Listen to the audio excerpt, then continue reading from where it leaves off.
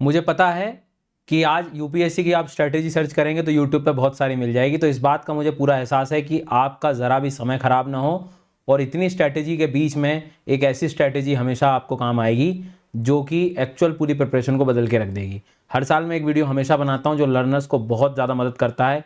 एक एक बात पे, एक एक चीज़ पे हम लोग काम करने वाले हैं स्ट्रैटेजी में। हिम्मत लगा के एक बार देख लो, पूरी प्रिपरेशन आपकी समझ जाएगी, सारे एस्पेक्ट्स, चाहे आप जॉब कर रहे हो, चाहे कॉलेज में हो, या चाहे फुल टाइम प्रिपरेशन हो। एक प्रॉपर शेड्यूल के साथ, एक टाइम टेबल के साथ, और हर सब्जेक्ट को किस तरह से डील करना है, ये सारी चीज़ें आगे, चाहे फिर आप नोट मेकिंग की बात कर लो, चाहे कोई भी एस्पेक्ट के बारे में बात कर लो, जितने भी जो बेसिक हमारे दुख होते हैं, current affair, GS, CSAT, mains answer writing, notes making, revision, MCQs, time management, optional, सारी बातों को जो है मैंने कवर किया है विद प्रॉपर एक शेड्यूल के साथ। ठीक है, तो कोशिश करना लास्ट तक बने रहना। सबसे पहली चीज़ मैंने 2 हिस्सों में डिवाइड किया है। यदि आप एक फुल टाइम लर्नर हैं, पूरा यूपीएससी के एग्जाम को एकदम डेडिकेटेड पढ़ रहे हैं, तो मेक श्योर कर लीजिए, यदि आपको टाइम से सिलेबस कवर करना है अभी, आज से यदि मान लें, या लगभग 1 साल के आसपास भी मान लें, आप 2026 में भी दे रहे हो, 27 में भी दे रहे हो, तो एक बेसिक आपके पास ओवरव्यू ये होना चाहिए यदि आप फुल टाइम प्रिपरेशन कर रहे हैं। तो यदि आप जॉब कॉलेज में जा रहे हैं तो ये हिस्सा है। फुल टाइम यदि कोई प्रिपरेशन कर रहा है तो कोशिश करें आप कि जो दिन रहेगा आपका, मिनिमम आपको जीएस के सब्जेक्ट्स के लिए, ध्यान से समझना है, मिनिमम जीएस के सब्जेक्ट्स के लिए जो सब्जेक्ट होते हैं, अभी आगे मैं आपको सिलेबस भी थोड़ा सा आपको हिंट कर दूंगा, कि आपके पास 2 घंटे का स्लॉट होना चाहिए। 2 घंटे की सिटिंग बनाओ, देखो नहीं तो हमारे पास टाइम ही नहीं निकलेगा। तो आप 24 घंटे का टाइम है, 8 घंटे सोने में निकाल दो, कोई दिक्कत नहीं, 6 घंटे एक साथ नहीं ले लो, 2 घंटे बीच में दिन में नैप ले लो, पर बाकी जो बचे हैं आपके, कम से कम मान के चलो 13, 14, 15 घंटे, उसको हम बेहतर यूज कर सकते हैं। तो कैसे कर रहे हैं वही मैं आपको बता रहा हूं। तो मैं टोटल 16 घंटे की आपको पढ़ाई करने के लिए नहीं कह रहा हूं, अप्रॉक्सीमेट हर दिन 11-12 घंटे के आसपास हम काम करेंगे। तो जिसमें 2 घंटे का आपका एक जीएस सब्जेक्ट का रखना है आपको टाइम टेबल में। अब मान लो आपने ज्योग्राफी शुरू किया, आगे वो भी बताऊंगा कि किस सीक्वेंस में शुरू करना चाहिए आपको। ठीक है, तो जैसे मान लो आपने लेट्स अज्यूम ज्योग्राफी शुरू कर दिया, तो उसको कम से कम 2 घंटे पढ़ो। ठीक है, 2 घंटे मान लीजिए आपने पॉलिटी शुरू कर दिया, तो एक दिन में आपको 2 जीएस के सब्जेक्ट लेके चलने हैं।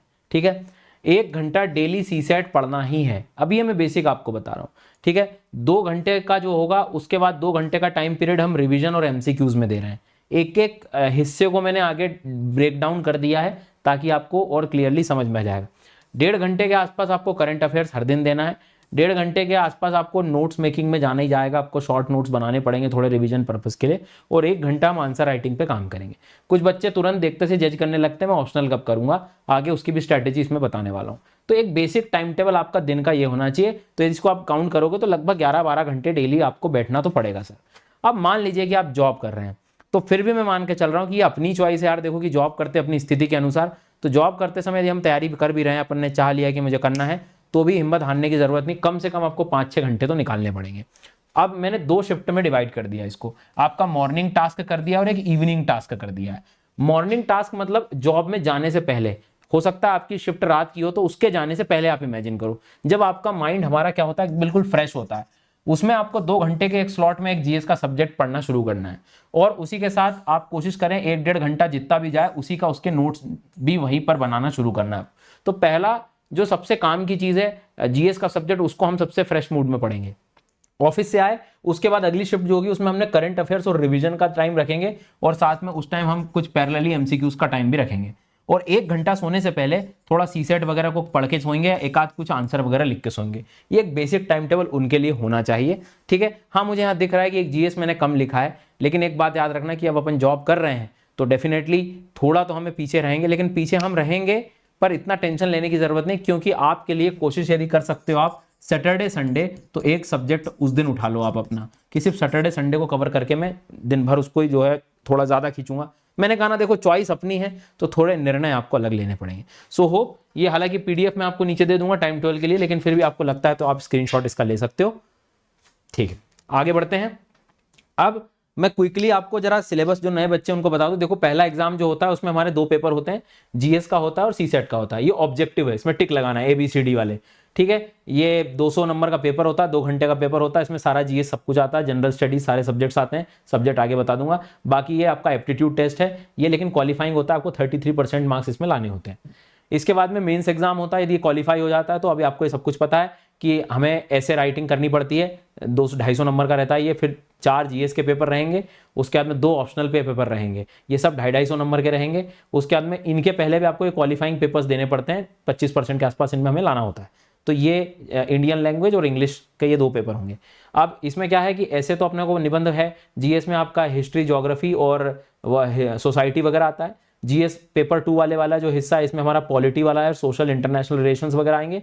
इसमें हमारा इकोनॉमी और मान के चलिए इन्वायरमेंट, डिजास्टर मैनेजमेंट, और जीएस 4 में हमारा इथिक्स रहता है। बाकी ऑप्शनल जो भी आप लेते हैं, ऑप्शनल कैसे चूज करें, क्या करें, आगे सब बताऊंगा मैं, ठीक है। आगे बढ़ते हैं। ये एक स्लाइड है, ये आपको मैंने पहले भी बताई है। इसके 3 हिस्से हैं। इसमें येलो बॉक्स मतलब सी सेट, ये होगा सी सेट, जो कि सिर्फ प्रीलिम्स में काम आएगा, ठीक है।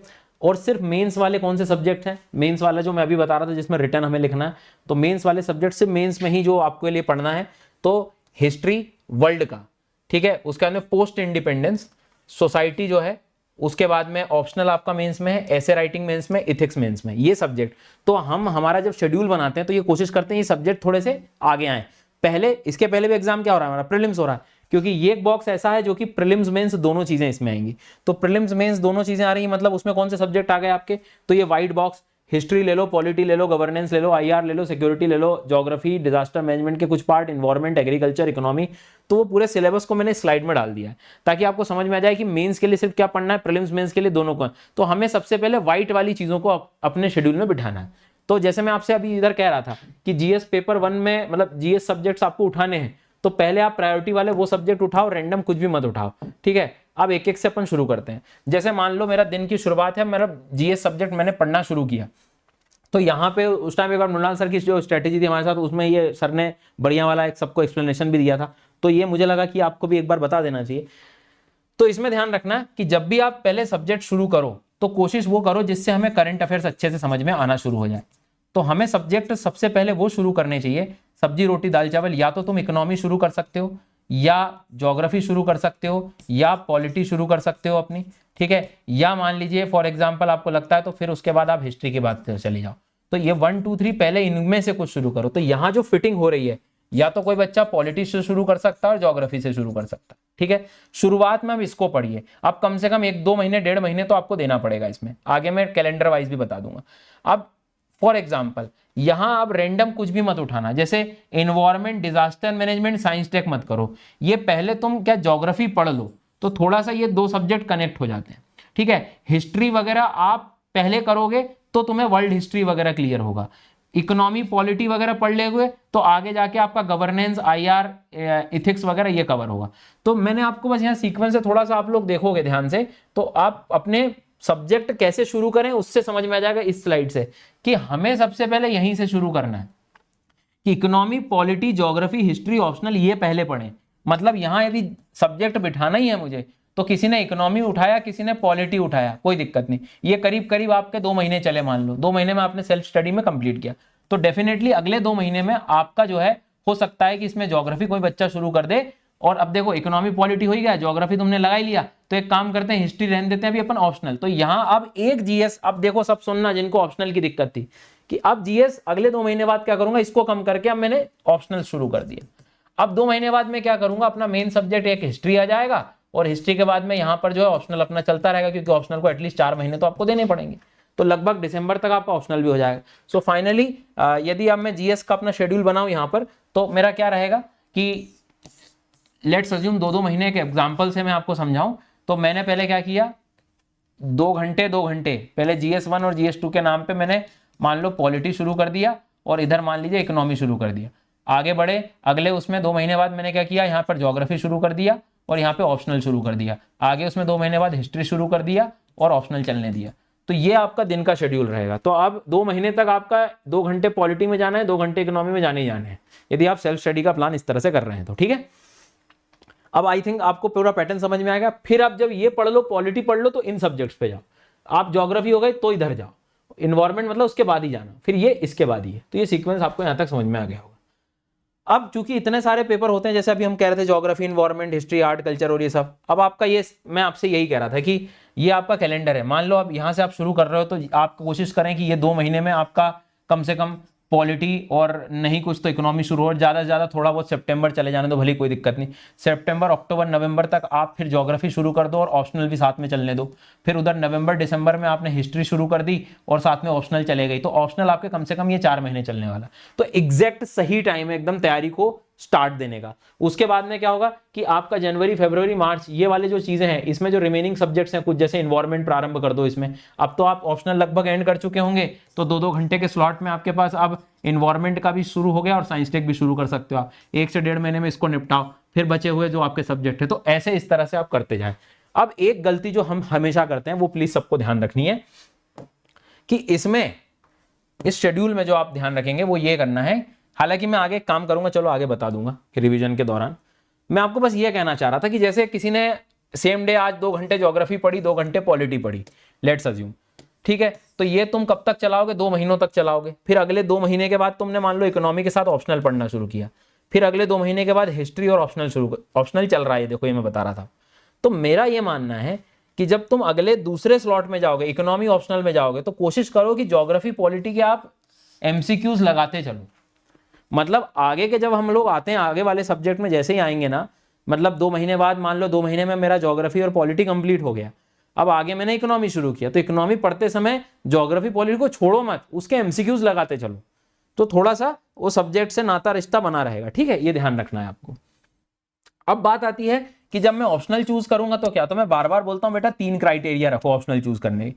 सबसे पहले तो इसमें इंटरेस्ट लगेगा ही लगेगा, क्योंकि तुम्हारे यहाँ 2 पेपर होने वाले हैं। 2 पेपर मतलब सिलेक्शन के साथ रैंक डिसाइड होगी। अब इंटरेस्ट तुम्हारा हो सकता है ग्रेजुएशन के लेवल पे हो सकता है कि जीएस पढ़ते पढ़ते हो, क्योंकि मैंने आपने गौर किया होगा मैंने डायरेक्ट आपको ऑप्शनल शुरू नहीं करवाया, पहले मैंने कोई भी जीएस पढ़ने को कहा है 2 महीने पहले। 2 महीने इस पेपर को समझो, इस एग्जाम को समझो भाई, ताकि थोड़ी बुद्धि और बढ़िया और ऑब्जर्वेशन हमारे बढ़ेंगे, फिर आप आराम से ऑप्शनल शुरू करो। तो 2 महीने बाद शुरू करो, पर पहले इंटरेस्ट देखो कि मेरा इंटरेस्ट काई में है, ठीक है। अब इंटरेस्ट देख लिया आपने, मान लो लेट्स अज्यूम कि हाँ सर ठीक है, मतलब ऑब्जर्वेशन मैंने कर लिया। अब इंटरेस्ट में मान लो 2-3 कंफ्यूजन में आ गए, एक एंथ्रो किसी ने मान लिया, किसी ने पब एड ले लिया, किसी ने ज्योग्राफी। ऐसी सिचुएशन में तुम क्या करो, सिलेबस को देखो और पीवाईक्यूज को देखो जरा एक बार, और ऑब्जर्व करो कि तुम्हारे को कंफर्टेबल किसमें हो रही हैं चीजें, ठीक है। उसके बाद भी दिक्कत आए ना, तो second the most important thing is educator. भैया साथ लगेगा, कोई मजाक नहीं चलेगा कि मैं खुद भी कर लूंगा। अच्छी बात है आप कर सकते हो, पर कई बार टाइम बेटा बहुत चला जाएगा। यदि टाइम में चीजों को कवर करना है तो एजुकेटर यदि आपको मिल रहा है, कोई गाइडेंस मिल रहा है तो ले लो, कोई दिक्कत नहीं है, ठीक है। तो एजुकेटर जो है अपने को याद रखना, एजुकेटर समझ लेना कि अब मान लो इसमें से आपको समझ में आए कि यार हो सकता है तो तुम 2-2 दिन सबकी क्लासेस लेके देख लो, ठीक है। 2-2 दिन क्लासेस देख ले, आपको किसकी बात समझ आ रही, किससे चीजों को समझ आ रहा है, फिर तुम एक बार एनालिसिस करो अपने सिलेबस का कि हाँ यार ये मुझे थोड़ा जम रहा है। उसके बाद तीसरा क्राइटेरिया है टेस्ट सीरीज का, क्योंकि टेस्ट सीरीज नहीं होगी ना तो तुम्हारी राइटिंग प्रैक्टिस नहीं समझ आएगी, टाइम के अंदर उसका कैसे आंसर को लिखना है वो समझ नहीं आया। तो पहला इंटरेस्ट, एजुकेटर और टेस्ट सीरीज, ये 3 चीज आप देख रहे हो तो तुम ऑप्शनल फिर अपना डिसाइड करो, ठीक है। नहीं तो कई बार हमें लगता है अरे मैं तो दुनिया जो है ये ले रही, मैं भी ये ले लेता हूं, पर तुम्हें इंटरेस्ट ही नहीं हो उसमें, तब फिर क्या होगा। सो इस बात को आपको सबको रखना है ध्यान, ठीक है।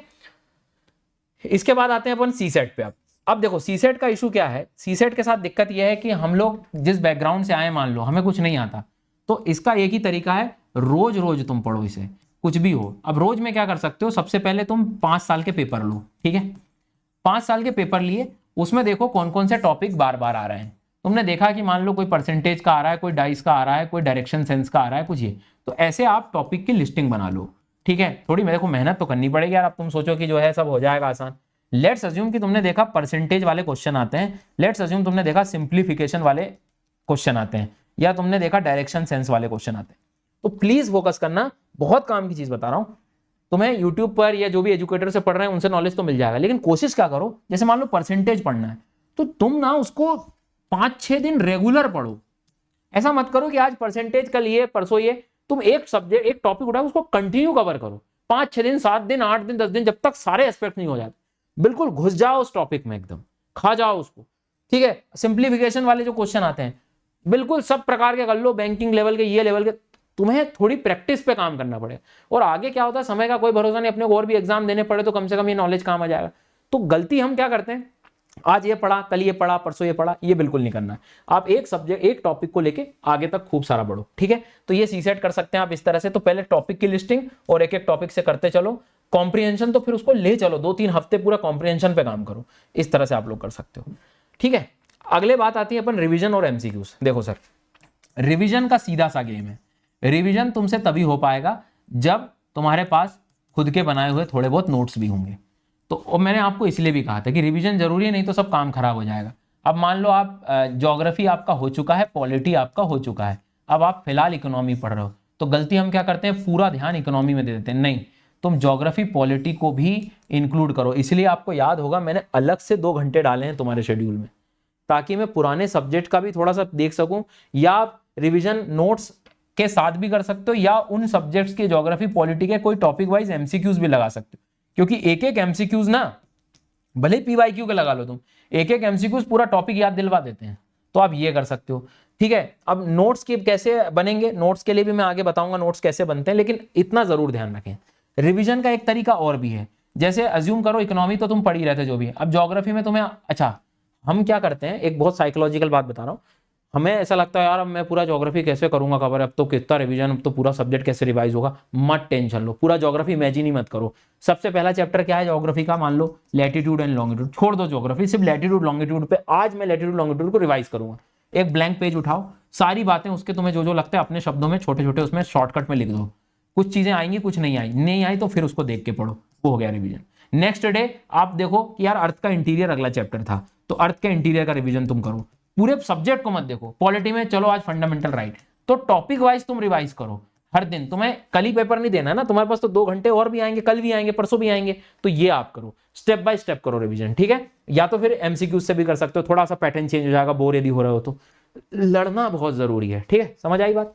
अब बात करेंगे आगे हम लोग नेक्स्ट, और ये बात ध्यान रखना कि जो करंट सब्जेक्ट चल रहा है वो तो तुम कर ही रहे हो, लेकिन जो हो चुके हैं उसका रिवीजन और एमसीक्यूज हमेशा करें। इसलिए मैंने स्लॉट, इसलिए कुछ बच्चे सोचेंगे 2 घंटे क्यों, ये इसलिए दिया क्योंकि तुम्हें पुराने सब्जेक्ट्स का भी करना पड़ेगा।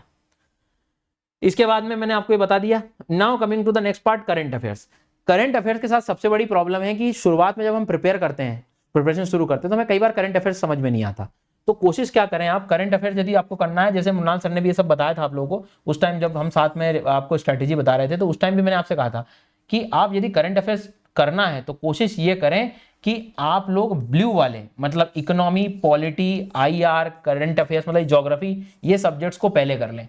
इससे क्या होगा कि आपको करंट अफेयर समझ में आ जाएगा। इसलिए हमने वो सब्जेक्ट का, जो आपको याद है स्टार्टिंग में मैंने आपसे कहा था कि ये वाले सब्जेक्ट्स पे तुम पहले काम करो, क्योंकि तुम्हें करंट अफेयर जल्दी समझ में आने लगेगा। ठीक है, इसलिए उसका शेड्यूल हमने इस तरह से बनाया। ठीक है, अब इसके बाद में क्या कही अपन ने, ये तो हो गई बात। फिर सवाल आता है पढ़ूंगा कहाँ से, तो मैं द हिंदू पढ़ूं कि इंडियन एक्सप्रेस पढ़ूं कि पीआईबी पढ़ूं कि ये करूं कि वो करूं, इसमें बहुत सारे सवाल आ जाते हैं करंट अफेयर्स में। तो मैं हर बार आपको बताता हूं, कोई तुम्हें जो लगे तुम एक न्यूज़पेपर पढ़ सकते हो, पर चूंकि अभी तो तुम्हें न्यूज़पेपर समझ में नहीं आएगा क्योंकि तुमने सब्जेक्ट्स नहीं पढ़े हैं।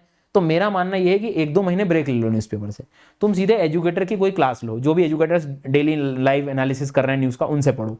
पढ़ते समय अपने नोट्स का डिवीजन कर दो कि कोई न्यूज़ ज्योग्राफी इन्वायरमेंट की है क्या, पॉलिटी की है क्या, इकोनॉमी की है क्या, साइंस टेक की है क्या, इंटरनेशनल रिलेशन, इंटरनेट, ये जब वो पढ़ाए तो उसको अपने साथ लिखते चलो। मतलब एक तरह से आप खुद अपनी मैगजीन बना रहे हैं। अब छोड़ दिया अपने न्यूज़पेपर, वो एजुकेटर की चिंता वो कवर करा देगा।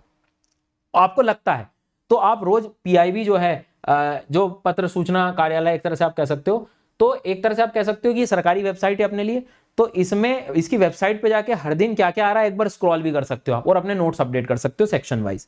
तो ये काम आप कर लो। फिर कोई मैगजीन है, जैसे आर्टिकुलेट मैगजीन है, कोई भी मैगजीन आप ले रहे हो, तो महीने में उस मैगजीन को पेज पलट के देख लो, इंडेक्स देख लो पहले तो। इंडेक्स में क्या रहेगा कि तुम्हें ये याद रहेगा कि तुमने क्या क्या पढ़ा था। कोई नई चीज मिली तो अपने सेक्शन में अपलोड कर दी, अपडेट कर दिया। और कोशिश करो कि संडे वगैरह निकाल के अलग से 3-4 घंटे अलग से निकाल के पूरा हफ्ते भर का एक बार रिवाइज कर लो। तो ये आप क्विकली कर सकते हो, तो बढ़िया से काम चलेगा, ज्यादा बर्डन भी नहीं देना है इसमें। फिर यदि आपको लगता है कि अब इनमें सब हो गया मेरा, फिर तुम्हें ऐसा लग रहा है कि तुम कॉम्प्रिहेंशन की तैयारी करनी, सीसेट की तैयारी करनी, तो कोई भी एक न्यूज़पेपर द हिंदू ही पढ़ लिया मान लो, तो उसको थोड़ा रीडिंग हैबिट्स आपकी ठीक हो जाएगी, आप वैसा भी कर सकते हो। तो स्टार्टिंग में क्या करना है, बाद में क्या करना है, न्यू नोट्स ऐसे बनाना, ये बनाना। अब नोट्स में पूरा पेपर नहीं छापना है तुम्हें, काम की चीजें क्विकली, यदि आप देखोगे कुछ शॉर्ट चीजें, कुछ अच्छे फैक्ट आ गए, कोई इंपॉर्टेंट चीज आ गई, कोई अच्छी बात आ गई, तो वो चीज आपको लिखनी है बस। ठीक है, ज्यादा अननेसेसरी खूब सारा डिटेल लिखने की इसमें जरूरत नहीं है, खूब ज्यादा डिटेल में लिखने की जरूरत नहीं, शॉर्ट में रखना, और बाकी रिवीजन के टाइम इसे याद रखना है तुम्हें। ठीक है, अब आते हैं नोट मेकिंग। नोट मेकिंग में हम लोग क्या करते हैं, सजाने का काम कर देते हैं, फूल पत्ती, स्टार, हाइलाइटर, मत करो यार ये सब। नोट सबसे पहले तो कोशिश करो मेरे हिसाब से शॉर्ट बनाओ, थोड़े छोटे नोट्स बनाओ, क्योंकि जो चीज लिखी हुई है वो तो किताब में डिटेल में है ही, तो उसको एज इट इज लिख के क्या करोगे।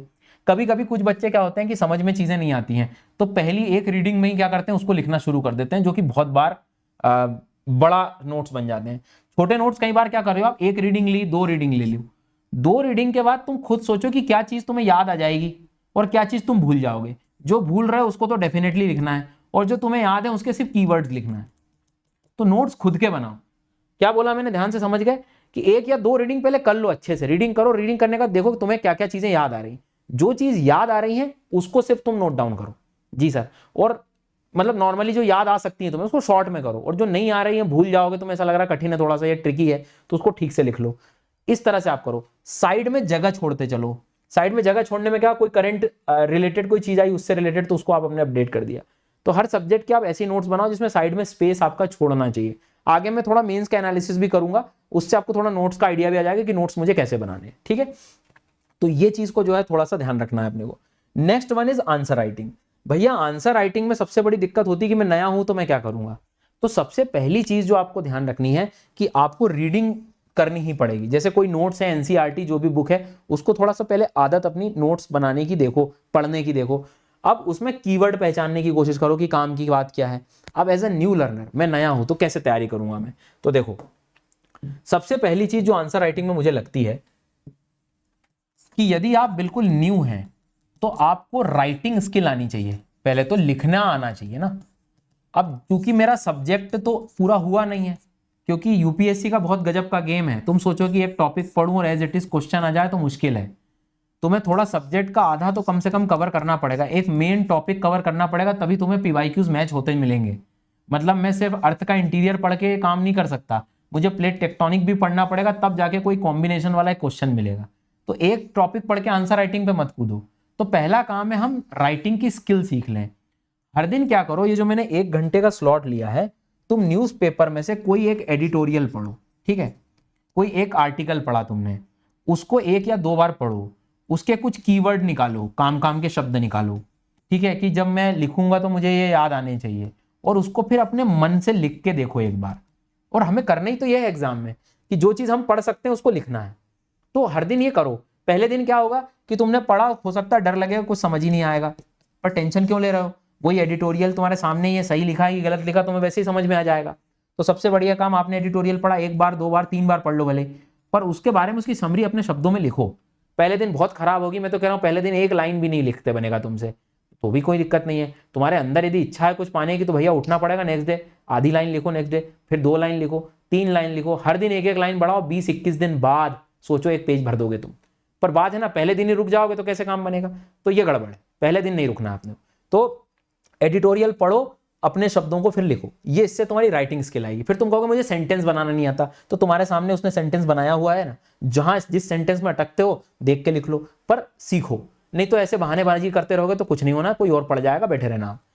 फिर मान लो कि मेरे से तो जो है वो वर्ड्स याद नहीं आएंगे, इसलिए तो मैं कह रहा हूँ 2 3 बार उसको पढ़ के देखो, शॉर्ट में लिखो, जैसा लिखो, पर ये स्किल तुम्हारे अंदर आनी चाहिए। कौन सी कला, कि जिस चीज को पढ़ लूं मैं उसको लिख सकूं। ये एक बार आ गई तो तुम्हारे सब्जेक्ट तब तक तैयार होते जा रहे हैं, उनको आपको पढ़ना है प्रीवाईक्यूज के साथ कनेक्ट करके, और वही चीज फिर लिखनी भी है। आगे बताऊंगा भी कि कैसा लिखना है। तो आपको मैंने सिखा दिया कि आंसर राइटिंग की शुरुआत, लिखने की कला कैसे करते हैं हम सीखते हैं। ये होने के बाद में जब हम लोग आंसर राइटिंग के लिए भी बात करें, जैसे शुरुआत में बात करें कि भैया नए हैं तो क्या करेंगे हम लोग, तो ध्यान से समझना।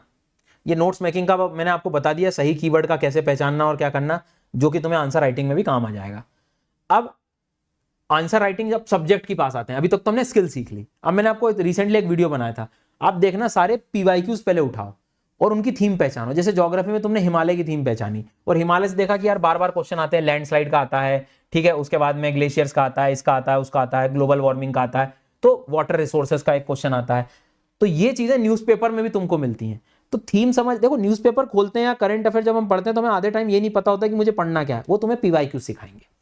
तो ये जो थीम जब तुमने पकड़ ली तो एज इट इज तुम्हें वहां कंटेंट मिल जाएगा। अब हमारे पास क्या होता है, नोट्स जब हम बनाते हैं तो ऐसे थीम वाइज नोट्स होने चाहिए हमारे पास, कि वाटर पे हर बार क्वेश्चन आता है तो वाटर में इंट्रोडक्शन में मैं क्या लिखूंगा, तो उससे रिलेटेड कुछ फैक्ट्स हमारे पास होने चाहिए। वाटर से संबंधित जितनी भी योजनाएं हैं वो एक जगह छोटे में शॉर्ट में लिखा होना चाहिए, क्योंकि हमारे को 9 मिनट में लिखना है एक आंसर, तो उसके लिए सब कंटेंट याद भी होना पड़ेगा, और याद कब होगा, जब इस तरह के हमारे पास शॉर्ट नोट्स होंगे। तो कई बार ये प्रिपरेशन बच्चे बस इसलिए नहीं करते हैं क्योंकि ये तरीके जो हैं थोड़े कठिन है मेहनत करने के, इसमें हताश हो जाते हैं। इसलिए मैं कहता हूं अपने को हताशी वाली उसमें नहीं आना है, हमें हर दिन लगे रहना है। अब यहीं से जो है ना फिर इस तरह की जब अब तभी तुम सोचो, अब जैसे मान लो सॉइल इरोजन से रिलेटेड क्वेश्चन आता है, तो वो तुम्हें थीम पकड़ी पहले तुमने, और फिर सॉइल से रिलेटेड सारी स्कीम्स को बना लिया आपने। तो इस तरह से आपको कंटेंट भी अपना साथ में शॉर्ट नोट्स, जो अब मैं बता रहा था नोट्स थोड़े शॉर्ट, जितने तुम्हें याद हो, जितने रह सकें उतने तुम्हें करने पड़ेंगे, तभी तुम जो है आंसर्स इस तरह से जो है, क्योंकि ये इतने क्वेश्चन जैसे 20-20 क्वेश्चन आएंगे, इनको यदि आपको लिखना है, इतना समय नहीं है 8-9 मिनट, तो मतलब पहले से ही चीजें याद होनी चाहिए हमें। और वो याद कब होंगी, जब इस तरह के टॉपिक वाइज, थीम वाइज तुम्हारे पास कंटेंट होंगे। थीम कैसे पहचानोगे, on the basis of PYQs। समझ आ गई बात यहां तक। अब इतनी मेहनत, या तो आप जो है ये शेड्यूल के हिसाब से अपने को जो सेल्फ स्टडी कर रहे होते हैं, तो आप लोग नॉर्मली ये सब कुछ आपको फॉलो करना होता है। अब जो जॉब कर रहे हैं सेम उनके लिए यही काम है, बस सैटरडे संडे आपको एक्स्ट्रा काम रहेगा, एक नया सब्जेक्ट साथ में लेके चलना है। बाकी जो चीज आप कॉलेज के हो, जॉब के हो, कहीं भी हो, आपको ये मेहनत तो करनी पड़ेगी, इस तरह का पैटर्न चलाना ही पड़ेगा किसी भी हाल में। ठीक है, अब देख लो पढ़ के सेल्फ स्टडी में, मान लो कई बार ये चीजें नहीं हो पा रही होती है मैनेज, तब रोल होता है कि यदि मैं नया हूं, बिल्कुल जीरो से शुरू करना चाह रहा हूं, मैं ये करना चाह रहा हूं, मैं रिपीटर हूं, तब फिर क्या होता है कि एजुकेटर्स का सपोर्ट शुरू होता है। अनअकैडमी पर बहुत सारी फ्री क्लासेस चलती हैं, तुम उसका हेल्प ले लो, इस यूट्यूब चैनल का हेल्प ले लो, और कंटिन्यू पूरा जीरो से एंड तक पूरा कॉम्प्रिहेंसिवली कवर करना है, तो भैया आप यदि सक्षम है डेफिनेटली आप बैच ज्वाइन कर सकते हैं। ठीक है, अब सेल्फ स्टडी के भी तरीके मैंने बता दिए, शेड्यूल भी बता दिया, क्योंकि एक बार जब आप बैच ज्वाइन कर लोगे, अब जो कि ये बैच अभी एक विजेता बैच आपके लिए मतलब चालू हो रहा है 8 जुलाई से, इसको ज्वाइन करो आप। इसमें सब कुछ जो है बिल्कुल जो मैं आपको बता रहा था, एक एक चीज आपकी कवर हो जाएगी, आंसर राइटिंग, MCQs वगैरह सारी चीजें। दूसरी बात, कई बार क्या होता है कि मान लो ये वीडियो अब तुम 5 दिन बाद देख रहे हो, 10 दिन बाद देख रहे हो, नीचे एक बार लिंक पे जाके देखो, डेफिनेटली अनअकैडमी के पास हमेशा कुछ ना कुछ आपके लिए अवेलेबल रहते हैं बैचेस, उसको आप देखो। और सिर्फ इतने प्राइस में तुम 15 महीने की तैयारी कर रहे हो, क्योंकि इतना टाइम हमें लग ही जाएगा, पूरा सीक्वेंस हमें समय लग रहा है, पूरा टाइम टेबल वगैरह मैनेज करने में। तो एक एग्जांपल देता हूं, जैसे कि विजेता बैच है, तो यहां पर आप चाहे लाइव क्लास ले लो, चाहे डाउट सेशन ले लो, चाहे सिर्फ रिकॉर्डेड सेशंस ले लो, ठीक है, रिपीट करनी कोई टॉपिक तो सिलेक्टेड एजुकेटर्स के आप कंटेंट देख लो, मतलब पूरा अनलिमिटेड एक्सेस है आपके पास, जैसा आपको पढ़ना हो कॉम्प्रिहेंसिव तरीके से, चाहे आप आंसर राइटिंग करना चाह रहे हो, टेस्ट सीरीज लेना चाह रहे हो, सब कुछ आपको इस बैच वगैरह में मिल जाएगा। 8 तारीख से शुरू हो रहा है। दूसरी इंपॉर्टेंट बात जो आपको ध्यान रखनी है कि जब भी आप सब्सक्रिप्शन लेते हैं तो ये डिस्काउंट आपको SGYT10 कोड लगा के मिल जाएगा। कोड जो आपको यूज करना है वो करना है SGYT10, इसका आप इस्तेमाल करो, नीचे लिंक है आइकॉनिक, और उसमें आपको मेंटरशिप भी मिल जाती है, नहीं तो प्लस सब्सक्रिप्शन में ये क्लासेस सब कुछ आपको मिल जाएगा। ये एक जर्नी होती है पूरी जो इन बैचेस के थ्रू फॉलो होती है। आप 8 तारीख से पूरा आपका शेड्यूल आपको देखने को मिलेगा, उधर मार्च अप्रैल तक ये सब कुछ चल के पूरा आपका classes wise, subject wise, educator wise आपको मिल जाएगा। लेट्स अज्यूम कि आपको यहाँ में कोई एजुकेटर से नहीं पढ़ना, दूसरे से पढ़ना है, तो वो भी आपके पास अवेलेबिलिटी। ऐसा नहीं कि सिर्फ इस बैच के लिए, ये जो सब्सक्रिप्शन आप इस प्राइस में लेंगे वो पूरा अनअकैडमी का एक्सेस आपको मिल रहा है, UPSC बैच का, पुराने बैच, नए बैच, सब कुछ, ईच एंड एवरीथिंग। उसके बाद में आपको ये एक 20 और 21 तारीख को अनअकैडमी समिट होने जा रहा है, इसकी भी लिंक है, इसको भी आप एनरोल कर लेना। यहाँ पर आपको काफ़ी कुछ, ये बिल्कुल फ्री सेशंस होंगे, जो विजनरी लीडर्स हैं उनके द्वारा सेशन से काफ़ी जानकारी मिलेगी। सो अनअकैडमी इस तरह के इनिशिएटिव लेता रहता है। ये आपको आइकॉनिक सब्सक्रिप्शन में बुक्स वगैरह भी मिलती हैं, नोट्स भी मिलते हैं, तो ये नोट्स आपके लिए बिल्कुल पहले से ही बनाए हुए हैं अनअकैडमी ने। सो इसका आप बेनिफिट ले सकते हैं। तो मैंने आज आपको दोनों चीज़ें बता दी, खुद कैसे पढ़ रहे हैं, कैसे करना है, सारी चीज़। होप कि ये डाउट आपको क्लियर हो गए होंगे।